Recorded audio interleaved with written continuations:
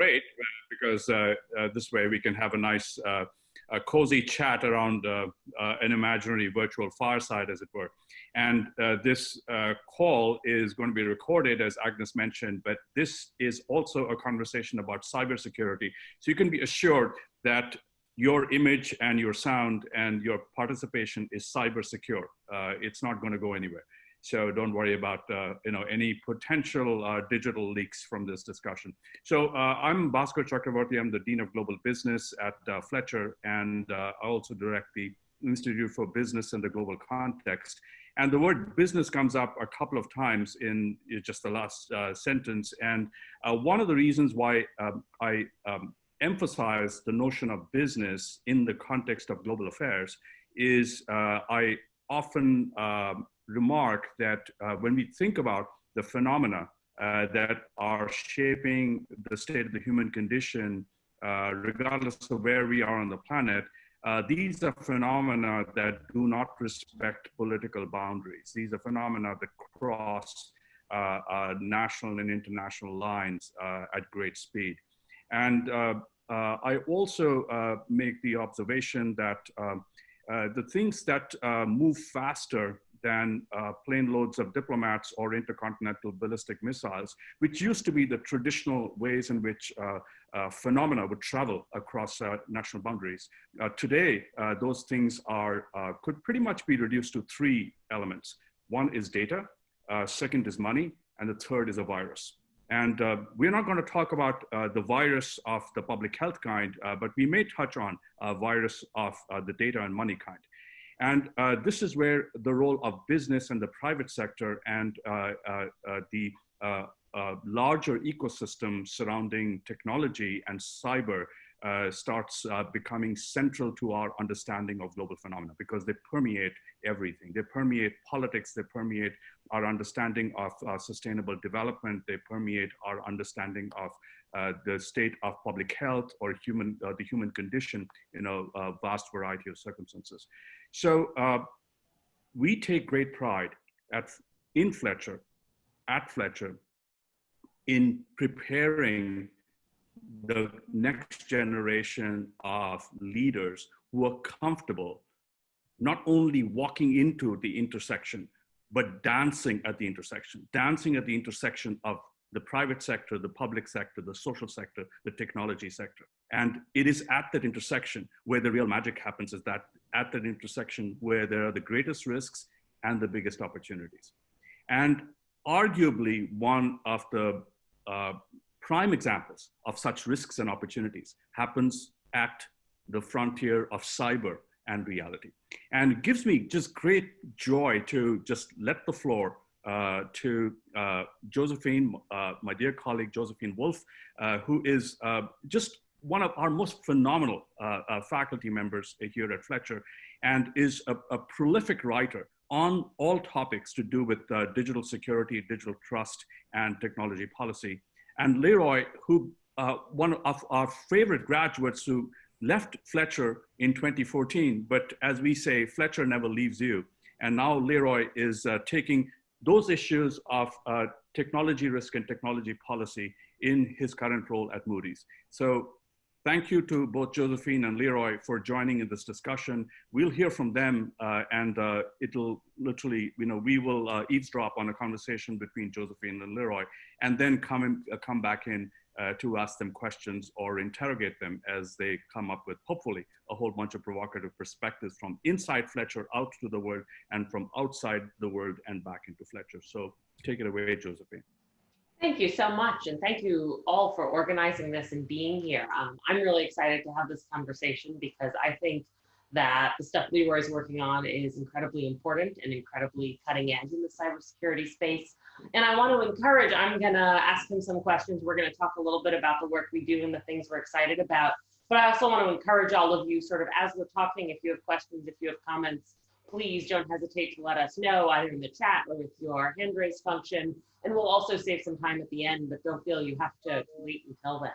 So Leroy, I want to start by asking you sort of how you ended up where you are, because I think a lot of people, when they think about cybersecurity and the companies that are really involved in it, don't necessarily immediately think of Moody's and think of that sector as sort of the place where really exciting stuff is happening. And it absolutely is, but I'm curious if you can sort of talk a little bit about first how you ended up thinking in terms of cyber risk for a career, but also how you ended up in this particular place and what it is you do there. Yeah, that's a great question. And I remember when I was a student at Fletcher, and I would listen to people talk about their career paths and the things that they had done. And I always thought to myself, wow, like they have it all together. They planned out their whole career and they did all these really interesting things. And, I'm never going to be able to do that. And I know that certainly for me and for most of the people that I know, our career has been a series of happy accidents. So I actually started my career as an analyst in the intelligence community, focusing on Iran. And then from there, I decided I wanted to be in the private sector, but I thought that I was going to be working on issues related to investing in um, Central Asia, former Soviet Union countries. And probably anybody who studied with me during my time at Fletcher knew me as somebody who was primarily focused on that part of the world. Any of my class assignments I did on Kazakhstan, Uzbekistan, Tajikistan. When I graduated, I wasn't able to find a job doing what I wanted to do. Um, and then after a few months, I was great. I found a position through a Fletcher connection, which was awesome.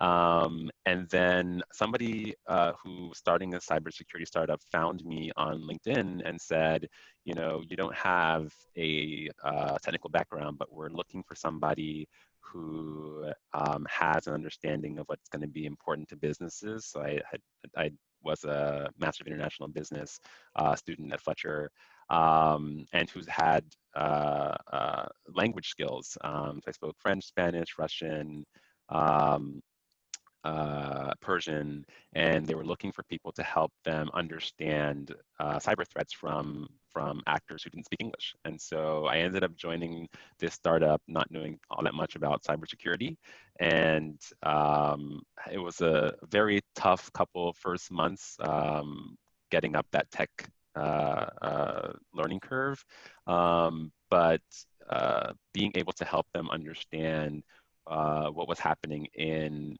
communities of online cyber criminals, because of the communication that were taking place in foreign language, was my sort of entry in to that field. And all organizations are being impacted these days by cyber. So you said that Moody's was not the first organization you'd think of in terms of cybersecurity, but Moody's is a credit rating agency, and a lot of the entities that Moody's rates are increasingly at risk of being exposed to different types of cyber incidents that could affect their creditworthiness. And so this isn't a position that existed even a year and a half ago. This is a completely new team. They recognized that this is a growing challenge and that they needed some people with unique background and view on cyber issues to help them incorporate that as part of the ratings process. And when you're thinking about sort of the ways that people's cyber risk posture, companies' cyber risk postures influence their creditworthiness, I'm curious if you can talk a little bit about, mostly because I really want to know what you sort of your role, what you do every day is. Do you go look at some of these companies and sort of try to assess their security and understand how Moody should take that into account? Are you looking more at kind of macro global trends in cybersecurity? Where do you scope the part of cybersecurity you're focused on? Yeah, so when I started in April of 2019, we were at a place where we were looking at a sector level view of the cyber risks for the different entities that we rate. And the reason that we focused on the sector level was primarily because there's just not enough data available to make company by company, or government by government, depending on the sector that we're rating, assessments on cybersecurity risk management practices.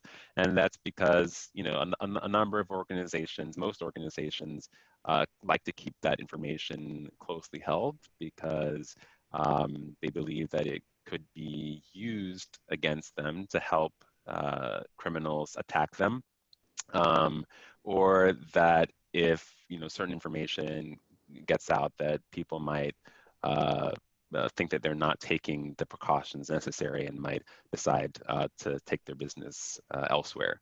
And so when you don't have that information, it makes it very challenging to have that as part of our ratings consideration. And then we also have the challenge that our analysts are financial whizzes. They spent years and years crunching numbers related to the, you know, balance sheets, income statements, financial forecasts, and projections of the different entities that they rate. But there's no guarantee that they are technology experts. And so asking them to have conversations with issuers about their cyber preparedness, when you have on one side somebody who might not have a very deep understanding of technology, and you have on the other side somebody who doesn't want to share any information, that's not a winning combination. And so our job is to help both the analysts to deepen their understanding of the risks involved, and you know, what really moves the needle in terms of cyber risks for these organizations, as well as communicating to the issuers why we're asking them information about cybersecurity. This is a new type of question that we're asking them, and getting them comfortable with the idea of sharing that information with us, because you know, we have had cyber incidents that have affected the ratings that we've given organizations. So Equifax is an example of that. There was a company last year, DTI. They do business under the name of, I'm forgetting their DBA name, but anyways, we lowered their rating in part as a result of a cyber risk. So the more that these incidents occur, it makes it easier to let issuers, or it makes it easier for issuers to understand why we're asking this question and why they should share this data with us. Fascinating. One of the things I've been really interested in for the past couple of years is the emerging market for cyber insurance and the ways that insurers are trying to make some of these similar assessments about the companies they're selling policies to, and understand what's their risk posture, what kind of defensive controls do they have in place, what are their processes for responding to security incidents.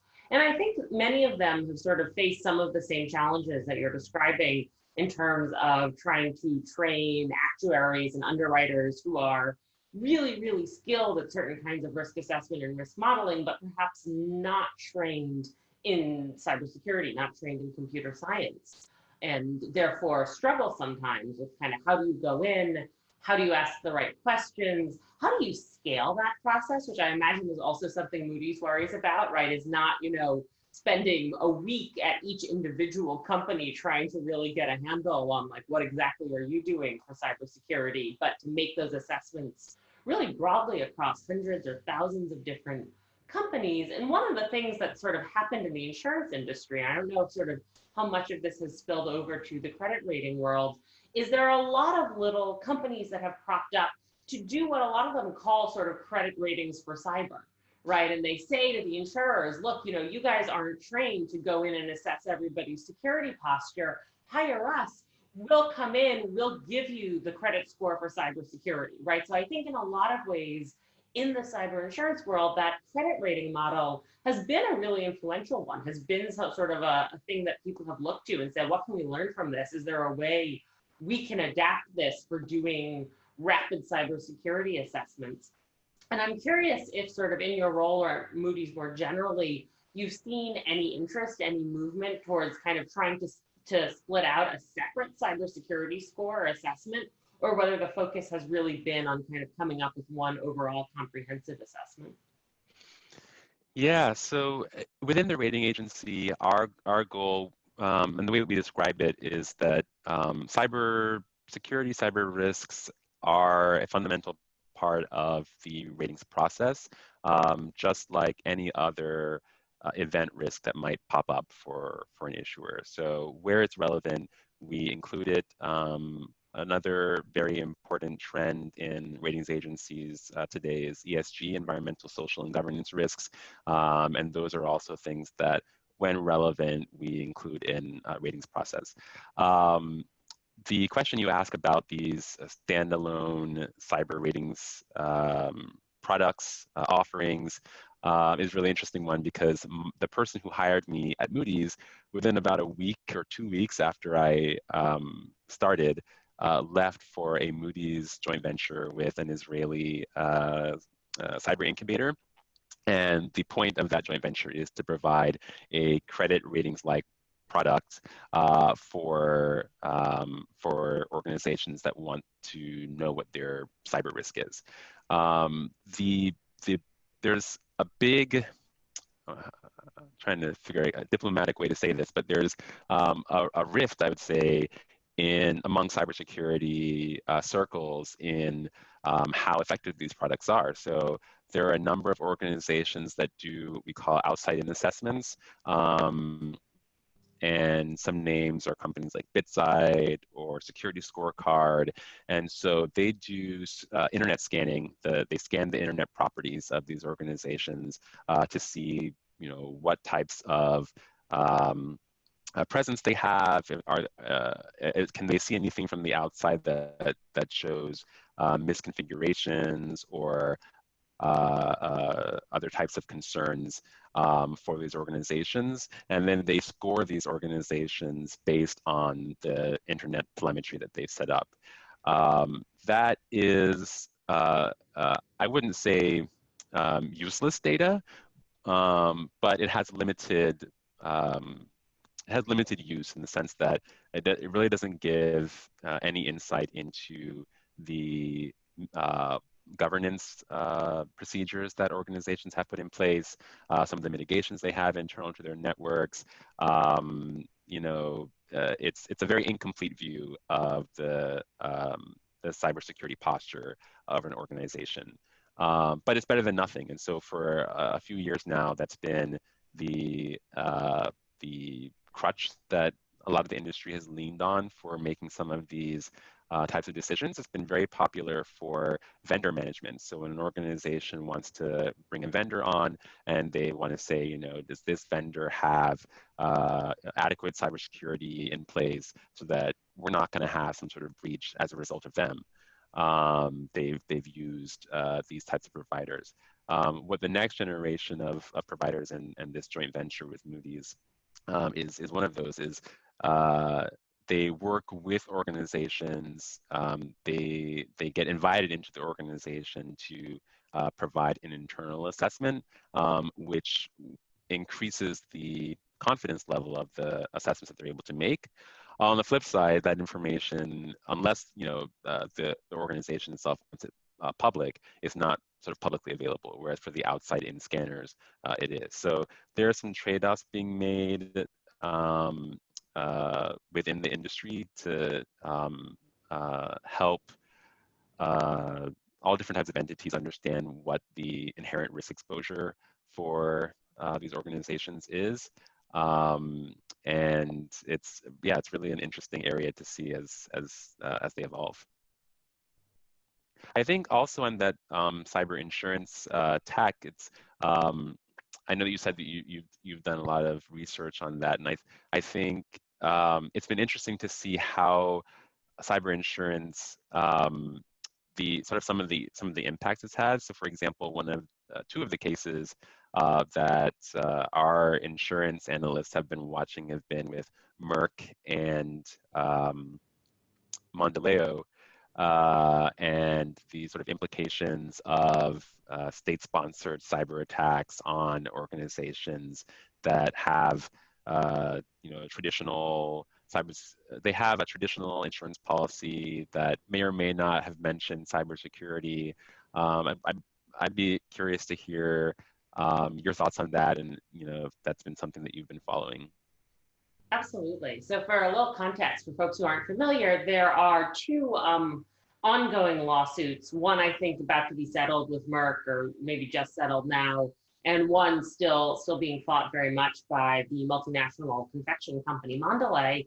And both come out of the same cyber attack from the summer of 2017. It's a cyber attack that's usually called NotPetya because it involved a piece of malware that looked a lot like a piece of malware that had previously been called Petya, but was a little different. And so in their infinite wisdom, the people naming it decided a good name would be NotPetya, which has been confusing on many levels. But it was a very large-scale ransomware attack that shut down enormous swaths of industries in Europe, some in Asia, a few in the United States, many of which had European parent companies. And it stemmed, we think, from a sort of more targeted attack by Russia on Ukraine. But because of the way the malware was distributed, it spread very far beyond Ukraine very quickly, did enormous damage, right? It's often referred to as one of the most expensive cyber attacks in history, costing, we think, hundreds of millions of dollars to businesses that had to shut down or stop manufacturing while they tried to figure out how to get their computer systems back up and running. And one of the really interesting, for me, pieces of fallout from this was that several companies, including the two, Merck and Mondelez, that we just mentioned, go to the insurers from whom they purchase property and casualty insurance. And so, for instance, in Mondelez's case, that's an insurance firm called Zurich. And they say to Zurich, look, we've got this property and casualty insurance policy, and it specifically says that it covers business interruption and circumstances where there's no availability of our data, our servers, our networks to carry out our normal business operations. And we want to file a claim. In fact, they do file a claim under that policy for the losses from NotPetya because it's shut down so much of their infrastructure, they've lost so much money from it. And they're not filing that sort of under a specific cyber insurance policy. They're filing under property and casualty insurance, but it's a property and casualty insurance policy that specifically mentions interruptions in its data service, its network service, its computer services.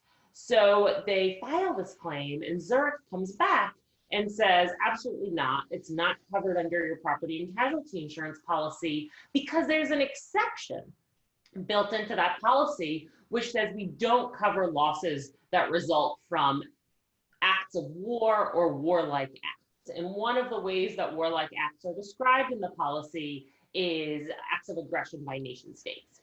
And so there's this really interesting fight around sort of what is cyber war, what's a warlike act in cyberspace, which is something that scholars have thought about for a long time, right? In terms of, like, well, does there have to be bloodshed for us to call something war? But not something that we've really seen kind of the legal system take up in this way, not something where we've seen the practical fallout of like, do I get $100 million for my insurance claim or not, depending on whether we classify something like NotPetya as being an act of cyber war just because there was a nation state behind it. And as I say, it's still an ongoing legal battle. So we don't know yet how it's going to come out. I'll say, a couple observations from watching that fight pretty closely are that I think usually when we think about these acts of war exclusions in insurance policies, we're defining war pretty narrowly, right? So another moment when this comes up as a controversy is right after Pearl Harbor. And there are a number of the sort of family of people who die at Pearl Harbor who file life insurance claims and say, my husband or my son died and he had a life insurance policy and we want to collect on that life insurance policy. And in those cases, several insurance firms come back and say, no, that was an act of war, right? That's excluded. This is a typical exclusion on a lot of insurance policies. And then there's this big fight over, well, is Pearl Harbor an act of war if the United States had not yet officially declared war at the time that it happened, right? And so there are these really interesting court battles many decades ago over like, does Congress have to have declared war for us to consider something an act of war? And the courts come down sort of in different ways depending on the lawsuits. And then there are some more recent cases that look at things like terrorist hijackings of airplanes and whether the airlines can file for coverage of the lost aircraft in a case like that, or whether that falls under these exclusions.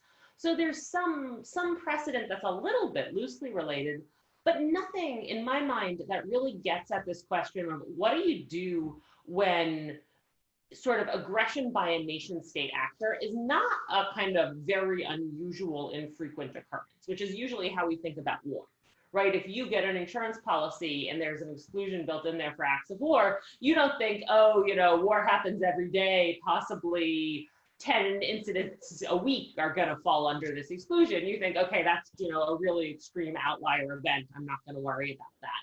But when you're talking about cyber risk, there's increasingly a lot of nation state activity that is sort of often, I think, what scholars and researchers would say falls below the threshold of war, is something that's, a slightly lower level conflict, but happens a lot. And so if you start seeing courts rule that out of these insurance policies, that could have a really significant effect on whether people want to buy this insurance, whether people trust their insurers to cover them for these types of costs. So all of that, I think, has been really interesting to watch and sort of see how the courts, how the insurers, how the policyholders try to shake out some of the boundaries around what insurance will and won't cost in this space. And I realize I've now rambled on, as I want to do when I talk about cyber insurance. But I think sort of speaks to this really complicated intersection of very technical attacks, very kind of business-oriented decision-making that's going into who pays for these attacks, who covers these losses, and the lack of clarity, the lack of certainty for a lot of the folks involved, right? A lack of certainty for the insurers about what their exceptions cover, a lack of certainty for their customers and policyholders. And so one of the things I think, because I'm an assistant professor of cybersecurity policy, is that this is one of the spaces where you see a role for policymakers, and you see a role for sort of some clarification and some potentially helpful regulation or policy activity. And there have been a couple different proposals around what that could look like, right? A lot of the sort of companies that are interested in this have asked for better data about cybersecurity and cyber risk, and to help that inform their models. I think one of the ones that seems perhaps potentially relevant to what you do, Leroy, is the SEC has been developing new guidance in the United States for companies about what they have to disclose in terms of their exposure to cyber risk. And they first did that almost 10 years ago now, and they've updated it more recently in trying to push for sort of more disclosure in the regularly filed documents that everybody or all public companies have to file with the SEC. And I'm curious, when you sort of, I don't know if you look at those filings or if those are relevant to what you do, but do you see a role here for regulators for policy? And if so, what do you think is sort of the most productive thing they could be doing? Yeah, I wanted to add a very brief thing on cyber insurance again before switching tactics, which is that we've been speaking a lot with particularly local governments who were hit by ransomware attacks at a rate not previously seen over 2019 and continuing a bit into 2020 as well. And then there have been a number of corporates that have also fallen victim to ransomware attacks, at least that have been shown more publicly as a result of these ransomware gangs that are setting up blogs and trying to pressure organizations into paying.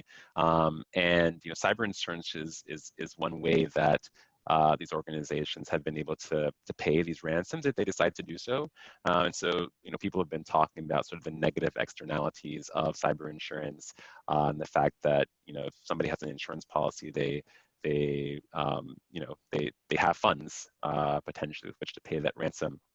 And we've also seen that as well in the conversations that we have with debt issuers. We ask them, if you experience some sort of cyber incident, are you going to be able, or what can you draw on to mitigate the impact? And they say, well, we have cyber insurance, and a large number of them say we have cyber insurance, but we don't want to share the limit amount with you, or in some instances they'll tell us, but they'll say it can't be made public. In some instances they won't even tell us because they say that will make them more of a target to cyber criminals. If that number gets out there, cyber criminals will say, oh, well, you have $200 million limit, so therefore that's the number that we can ask from you. So just something interesting I wanted to say there.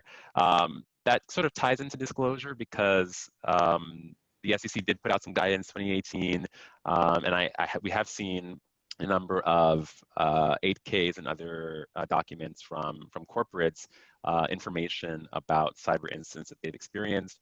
And there's more pressure coming for disclosure that we're seeing from things like these ransomware incidents where companies are being outed and then they have basically no choice but to acknowledge that yes, they've been the victim of cyber incidents. And then a number of jurisdictions are putting in place data privacy regulation that requires breach notification from data breaches. And so organizations that typically would have kept these incidents quiet because there was no requirement to disclose, and because they sort of sense that it might have some impact on their reputation, are now increasingly being forced to disclose this information, and that has some potential impact on their that has some consequences for reputational impact for those organizations. We actually just put out some research about 2 weeks ago talking about reputational impacts from cyber incidents specifically for the different entities that we rate.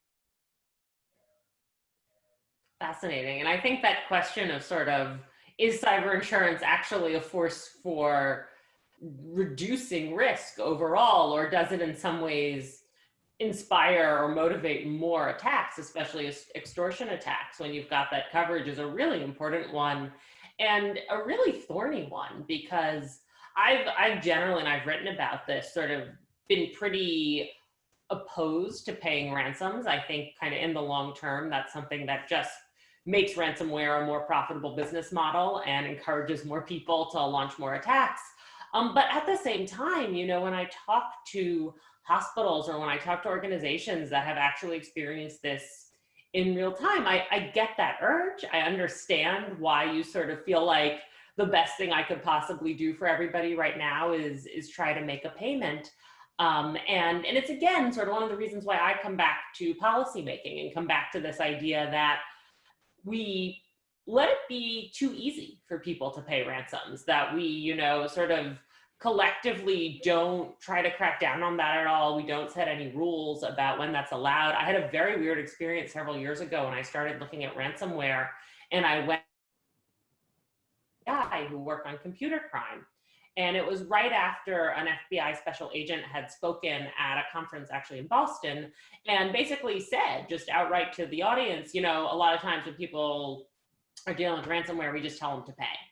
And so I went and I talked to the FBI. I said, this is a really strong statement for the FBI to be putting out there. And they said, no, that's not at all what we recommend. He misspoke. We don't recommend that you pay. We recommend that you don't pay. But also we understand that there are business imperatives and necessities. And I said, well, that doesn't seem like a very clear statement. That seems like what you're saying is, please don't pay unless you feel like you have to, in which case, okay. So if I can ask you a question, because I've seen there was I don't know where the legislation has gone, but there's proposed legislation in, I think, Maryland and potentially New York to criminalize ransomware payments. And then I've seen some people talking about trying to regulate cryptocurrency or ban cryptocurrency because they say that it facilitates these ransomware payments. I'm curious from a policy perspective what you think of those proposals. So none of them have gone very far in this country, right? There are other countries that have cracked down much more on cryptocurrencies, for sure. I think in the United States, there's still a pretty strong sense that that's an engine of innovation, and that you don't want to rule it out. You just want to kind of regulate it, which I think is not a bad instinct, right? I think that sort of the stuff that like New York has done around imposing know your customer laws on cryptocurrency exchanges and requiring those exchanges to get licenses in order to trade cryptocurrencies is mostly a good thing. And it means that if you have a criminal who is conducting a ransomware operation in New York and changing their Bitcoins into cash in New York, you have a good chance of being able to track them down. The problem is that there are a lot of places in the world that don't have those regulations, and most of the sort of large ransomware operations are not being headquartered out of the United States. And so those, I think, have a very limited reach, realistically, when we think about cryptocurrency regulation. If we're dealing with organized crime groups in Russia and Eastern Europe, then what we really need to worry about is sort of what are the rules the Russian cryptocurrency exchanges are making. Right. And so I don't, I support those policy efforts. I think they're the right idea. I just think that for an individual state or even an individual country to make those rules really kind of neglects to take into account how global this form of cybercrime is in its operation. And in terms of sort of making it illegal to pay ransoms, this is sort of, I don't know if it will be shocking to anybody on this call, this is one of the ways in which I sort of upset people in my field most regularly, because I actually think that's probably the right choice. I think probably, given that we can't control the ways that other countries are regulating cryptocurrencies, what we can control is whether this is a profitable business model. And if it isn't, then we can hope that people will go in other directions. And the way to control whether it's profitable is to get really strict about whether people can make these payments. Now, that said, there are a lot of drawbacks. One of the biggest, and one of the ones that a lot of regulators and a lot of sort of researchers in this field worry about, is that if you make it illegal to make these payments, then people will never report them, will never be able to sort of collect any data about how frequently this is happening. Law enforcement won't have any insight into what's going on. And I think those are very real concerns. And so I think that's an important thing to be balancing. I think we've got about another 15, 20 minutes. I want to turn things back over to Bhaskar and also encourage folks to ask questions if they have any. Oh, I think you're on mute. Same rookie mistake. Thank you, Josephine and Leroy. Of course, this is such a fascinating conversation. I know that there's so much more that we could cover, but I do want to open this up for a conversation. As you can tell, that this is what Fletcher is all about, where pretty much within the span of 2 minutes, you can talk about organized crime out of Russia and Eastern Europe, global cybersecurity, payments going back and forth, Cadbury's chocolate. You didn't mention Cadbury's chocolate, but behind Mondelez sits Cadbury's chocolate, everybody's favorite. And what else? Pearl Harbor. Pearl Harbor. Who would have thought Pearl Harbor and insurance could sit in the same sentence? But it does at Fletcher. All right, let's open this up. Anybody with questions, thoughts, comments, something that you disagreed with that you just heard in this very brief discussion? And feel free to use your real hands, blue hands, or enter your comment in the chat.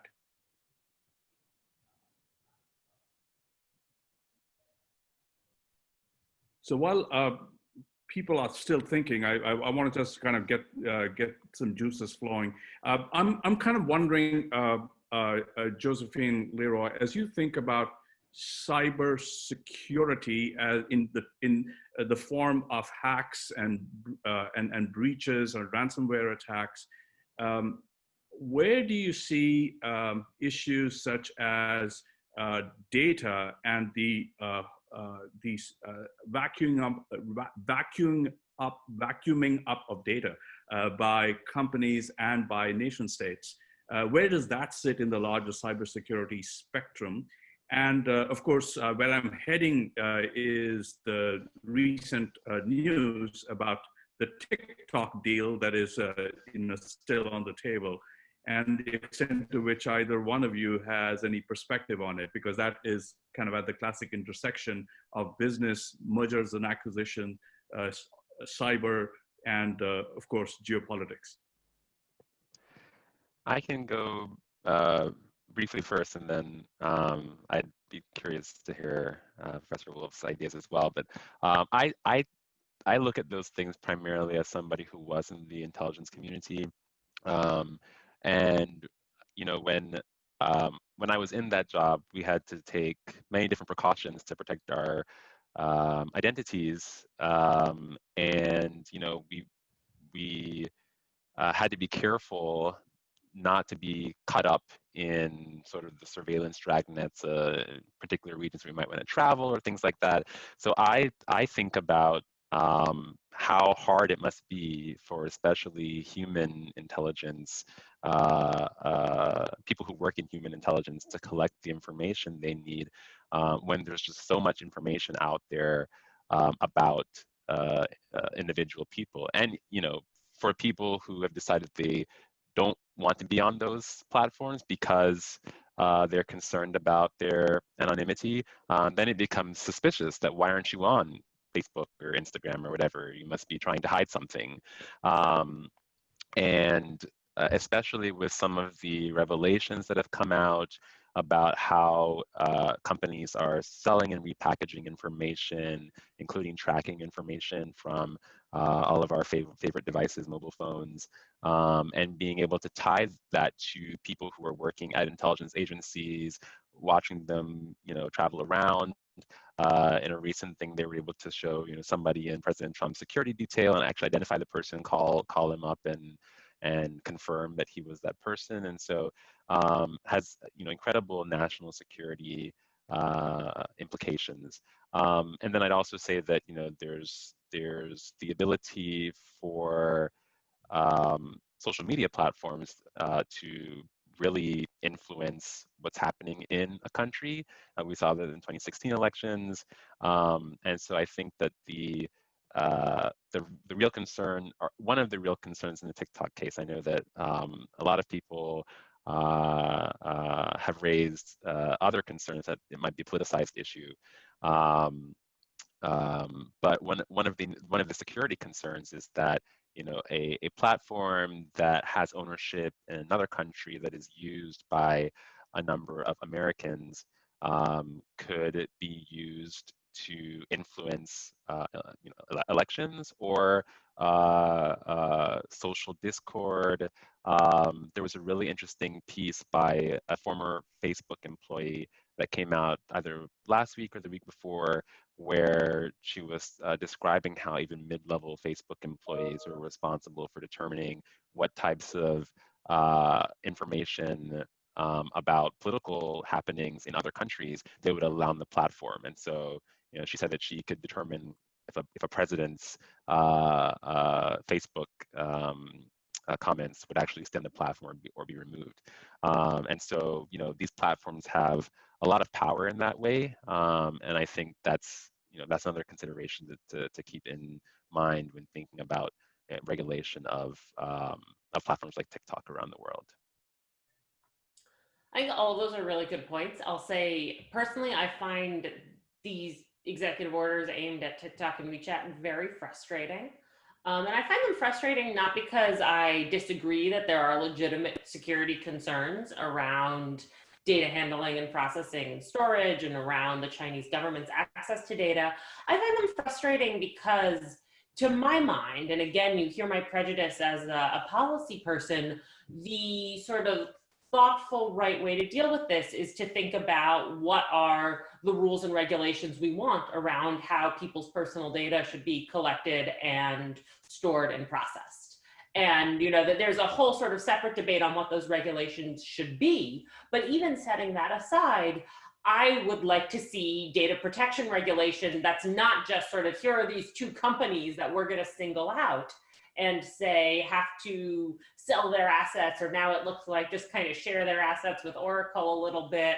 And to me, that's not a sort of a productive way of thinking about data protection at scale, right? Because TikTok and WeChat are not the only Chinese-owned apps out there. They're not the only companies anywhere in the world that are collecting a lot of data and handling it or sharing it in ways that might undermine security. So to me, it reads as a sort of very, very kind of random and not particularly coherent strategy for thinking about data security, to say, here are these two apps that we don't like or that we want to punish in some way, without sort of trying to think more broadly about the larger data ecosystem. And I think that's why, for me, it's sort of, it tends to feel a little bit like the security piece of the rationale gets lost behind the more political motivations and other things, where it doesn't read the way a decision made sort of purely in the name of cybersecurity and data protection would be made, or should be made, in my opinion. So you think if Snapchat were responsible for the low turnout in the Tulsa rally, maybe Snapchat would have been the one that would have been bad. In any case, I think Aggie, you have a question from somebody, so go ahead. Yes, we received a couple questions in the chat.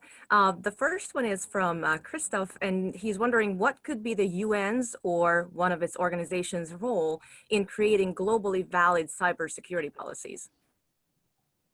So it's a really great question. The United Nations has been thinking about cybersecurity for a while now. There are two groups within the United Nations that are working on norms for cyberspace, which is always what you want, sort of two competing teams within the same organization. And there's one called the Global Group of Experts. And that was the initial group that the UN convened to think about sort of how can we lay down some international norms around what's acceptable use of cyberspace for nation states, what's not. It was a worthy endeavor, I think. It did not lead to a great deal of consensus right at the start. And it also generated some controversy because the GGE did not include every member country. It included sort of a small number of the countries that were most actively using cyberspace. So you can guess sort of who's on that list. You've got a group dominated by the US, China, Russia, countries that do not historically have great relations around the use of cyberspace and were having a hard time kind of agreeing on terms. And as they were fighting that out, a number of other countries got frustrated that there was this little group of countries that were supposedly making these decisions for the entire organization. And so another group was formed that was more inclusive, that had, you know, more than 100 countries participating, also trying to look at norms in cyberspace. And that, I think, has sort of gone in a very different direction, but neither has actually led yet to any very concrete documents around sort of here's the consensus we've reached for norms in this space. So I think that is ideally the role of the UN, is to be able to convene those different countries and get them all on the same page about, you know, we don't attack hospitals or whatever it's going to be. But I would say so far there's been this real split between the countries that have a lot of cyber capabilities and want to set up norms where they're allowed to use those, and many, many other countries that don't have strong cyber offensive capabilities and would therefore like the norms to be, we don't use these. And I don't at the moment see sort of a clear way forward for reconciling those different opinions.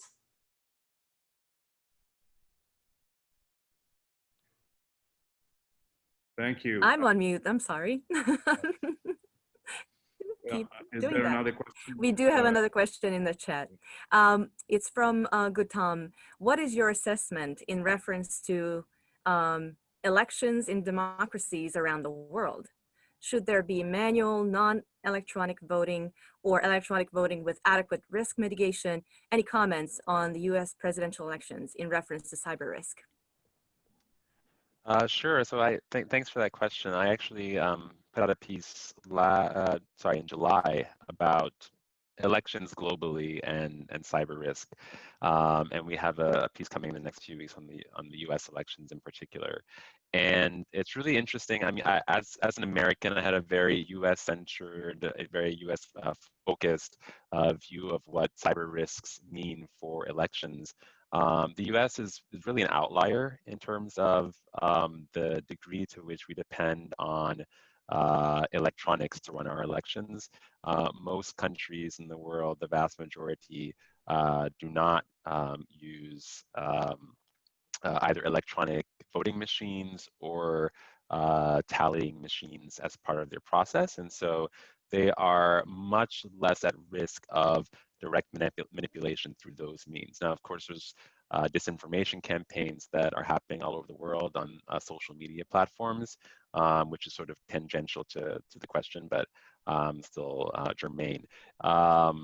In a number of European countries, they experimented with electronic voting and vote tallying and decided to retire it because they were concerned about the implications of security and being able to ensure the legitimacy of those votes.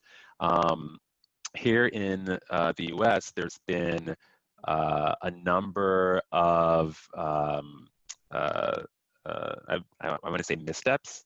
Researchers have shown that these voting machines are often, they have vulnerabilities. The voting machine vendors have historically not been willing to work with the research community on identifying and fixing those vulnerabilities. I think there was a really big step earlier this year where a few election machine vendors have said, okay, we're going to accept collaboration from researchers and fix some of these problems.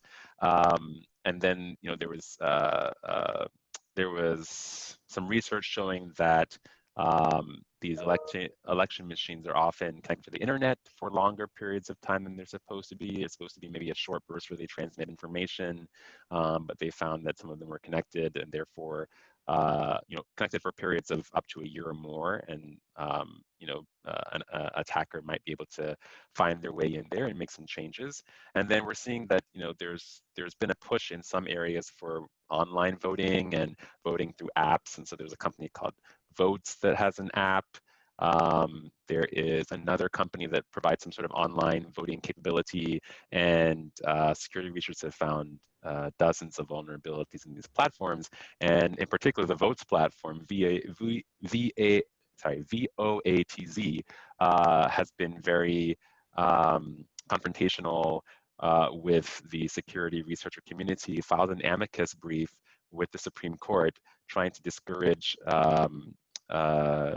ethical hacking or people, you know, tinkering with things, trying to find vulnerabilities, and saying they should only be able to look for vulnerabilities if they get permission in writing from the company, and that caused a big uproar in the security community. So I guess the short answer is that the U.S. is particular among other democracies in its reliance on digital infrastructure and therefore in its exposure to cyber risk as part of the electoral process.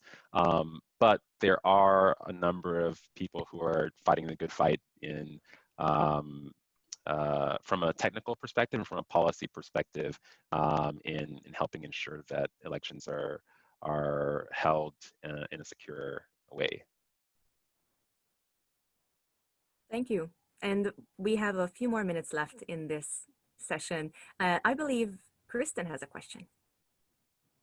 Yeah, I did have a question. I found Professor Wolff's acknowledgement of kind of the role of Pearl Harbor in how this conception of what war means and what that means for risk to be really interesting and actually kind of funnily reassuring, because I feel like we're so, from a civilian or novice perspective, I feel like we're often so blindly looking into the future and don't know what's going to happen.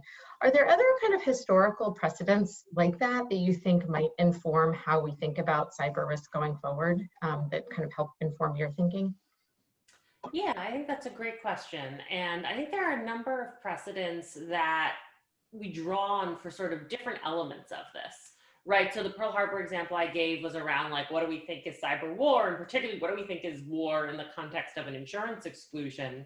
Some of the other kind of metaphors or precedents that you see people drawn a lot in cybersecurity won't surprise you to hear probably that public health is a big one, right? When we're thinking about kind of computer hygiene and what are the ways that we get people thinking differently about various kinds of, practices on their computer, like not clicking through warnings or not downloading unknown software or not opening attachments from suspicious looking emails, a lot of the models that people look to in that space are sort of, well, how do we get people to start washing their hands, to start brushing their teeth, to kind of do these little slightly inconvenient daily rituals, because a lot of the pushback you get to some of the security staff is, well, that's just a big nuisance.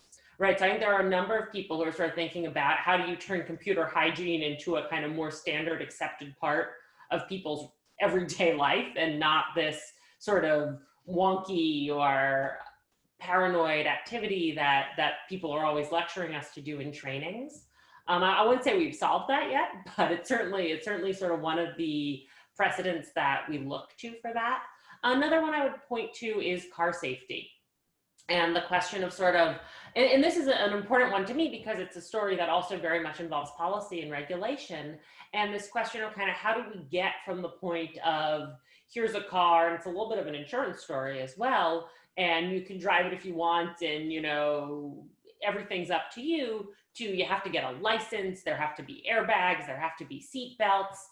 And I think one of the pieces of that story that's very instructive for people who work on cybersecurity is this sense that there both have to be a set of safeguards that we rely on manufacturers to provide us with, and in this case that might be software or hardware manufacturers, but that there should be sort of some regulated rules about if you're selling software, if you're selling computers, what are the equivalents of the seatbelts, the airbags that we now require of everybody manufacturing cars. And at the same time, there's this layer of personal responsibility around vehicle operation, right? You have to go and get a license, you have to take a test. And I'm not advocating here for, you should need a license to use the internet, though that is an argument some people have made, but just that sort of, there's a lot we could learn about the ways that people gradually sort out what are you responsible for, what are the people who produce the machines responsible for, how do we kind of check and verify that everybody's on board with those standards and distribute responsibility in a kind of more comprehensive way. So I think those are a couple, certainly not the only ones, that have been really informative and useful for people in this area. Fantastic. I think we are right at the top of our hour that we had allocated for this call. The person who asked that last question is Kristen Zecchi, Director of Business Education here at Fletcher. I think Agnes, Kristen, myself, Bhaskar Chakravorti, we are all reachable for any questions that any of you might have about studying business in the way that can only be done at Fletcher, and engage in the kinds of conversations that you just saw, the tip of the iceberg. And if you'd like to get into the iceberg, do get in touch with us. We look forward to hearing from you, and we look forward to engaging in more conversations, not only about cyber, but about some of the most important issues that sit at the intersection of business and the world. Agnes, are there any closing thoughts from your end? But before I ask you for the quick closing thoughts or any instructions, Leroy, very quickly, just tell us, you were in intelligence before coming to Fletcher. You were at Harvard for your undergraduate. What did you study? What was your major in your undergraduate years? And very briefly, your breadcrumb trail before coming to Fletcher. Yes, so I did a scholarship program with the NSA. They paid for me to go to school at Harvard, and I studied Near Eastern languages and civilizations with a focus on Persian history and language. And so then I went and had an obligation to work for them for 4 years after I graduated, and I worked on Iran issues. And then after that, I wanted to shift to the private sector and do similar, intelligence work, but it would be risk consulting, helping companies figure out where to invest. And I knew that I couldn't do that on Iran because we have sanctions against Iran. So I had to sort of switch my geographical focus. And that's what pushed me to go to Kazakhstan for a year and teach English there. And that's actually where I applied to Fletcher from. So I remember I had a phone interview with Dean Chakravorti from Almaty, Kazakhstan. And that's where I made the decision to go to a business program. I had looked at Fletcher, and I didn't know that they had the MIB program, which is the one I did. And it was in speaking. A friend took me to a meeting with all the different schools where they tell you about their programs. And somebody stuck a brochure in my hand, and I said, "Oh, you have a business program? Okay, that's really good to know." And that's how I ended up at Fletcher. Fantastic, thank you, and thank you for sharing your story, and thank you for doing the great work you're doing post Fletcher, Leroy. Josephine, what's the next big thing on your desk as you're, forging ahead in your research? So the next big thing for me is looking at the first few years of implementation of the European Union's General Data Protection Regulation, which is the most comprehensive and sweeping data protection regulation we've really seen anywhere in the world. And we've just passed the 2-year mark of its implementation. So we're just starting to get to the point where you can do some real analysis on sort of what some of its impacts have been, how different regulators in different EU countries are implementing it. And that's what I'm really excited about right now. Fantastic. So you're an optimist about the rules coming out of Europe. I think you have to be an optimist to work in cybersecurity, right? If you let it get you down, then it's not fun anymore. Fantastic. Well, in these times, we need some optimism to grasp to it. So thank you for that. Agnes, over to you. Thank you. First of all, a big thank you to our speakers and everyone who joined us today. It was a fascinating conversation. As I mentioned in the beginning of this session, Fletcher Futures is a conversation series. Please keep an eye out for the next one, which will be happening on October 1st. And the discussion will be focusing on the connections between religion and international business. We will have Professor Elizabeth Prodromou, who is a professor of conflict resolution here at Fletcher, and MIB graduate Claire Gooding, who's actually a program manager at Catholic Relief Services. So it's promising to be a very interesting conversation. We look forward to seeing you, and thank you again for joining.